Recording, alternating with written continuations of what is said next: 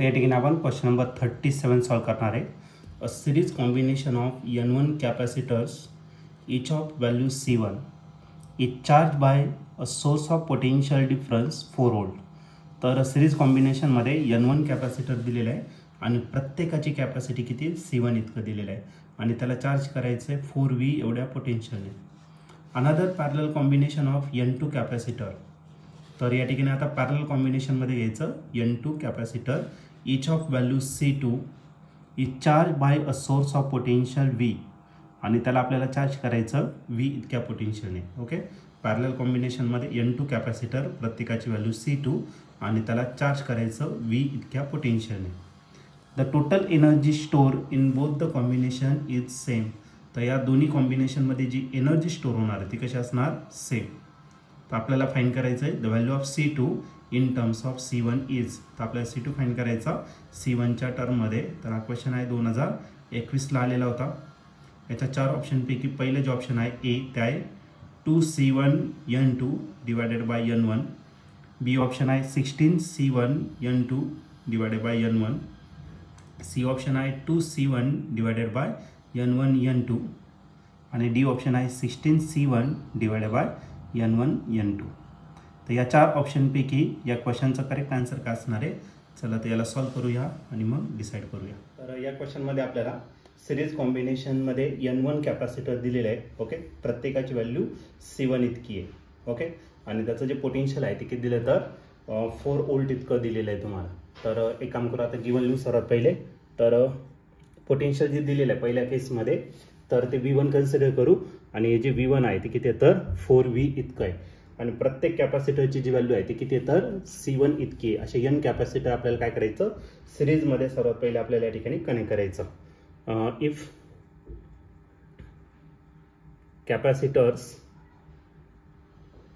are connected in series,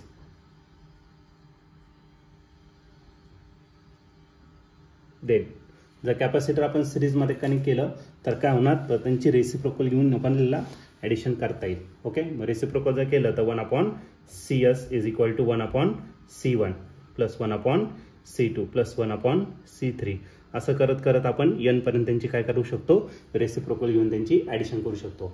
पण या केसमध्ये प्रत्येक कॅपॅसिटरची जी व्हॅल्यू आहे ती किती तर C1 इतकी आहे. Okay, 1/CS is equal to पहिला कॅपॅसिटर C1 आहे, दुसरा देखील C1 आहे, तिसरा पण C1 आहे. समजा हे तीनच कॅपॅसिटर आपण कनेक्ट केलं तर याचा आन्सर येईल 3 divided by C1. Okay, C3 ची पण व्हॅल्यू C1 आहे आणि अशी N कनेक्ट करायचं आहे. N1 कॅपॅसिटर आपल्याला या ठिकाणी कनेक्ट करायचं आहे.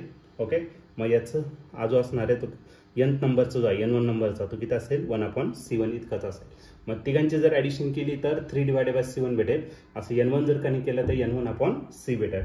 1/CS जो आहे तो किती भेटणार तर N1 डिवायडेड बाय C1. याचं रेसिप्रोकल करून घेऊ म्हणजे आपल्याला CS भेटेल. Therefore CS is equal to काय भेटेल C1 डिवायडेड बाय N1. हे झालं तुमचं पहिलं इक्वेशन.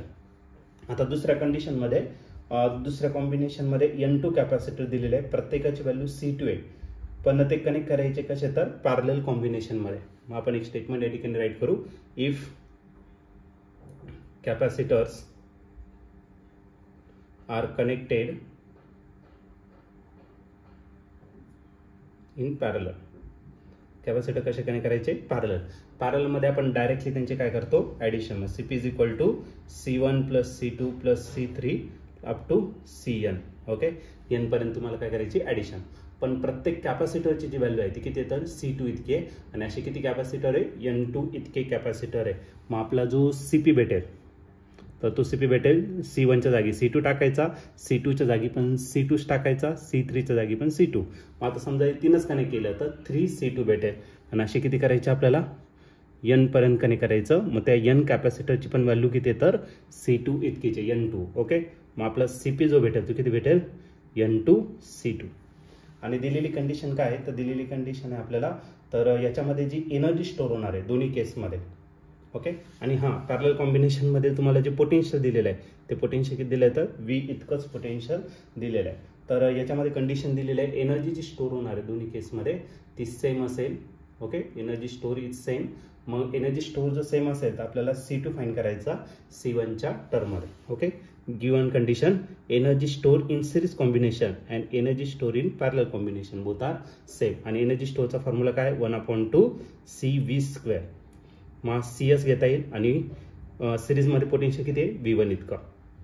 आदाला 1/2 पोटेन्शियल असणार आहे तुमचं कॅपॅसिटरचं असणार आहे CP आणि त्याचं जे पोटेन्शियल आहे ते किती येतं V2.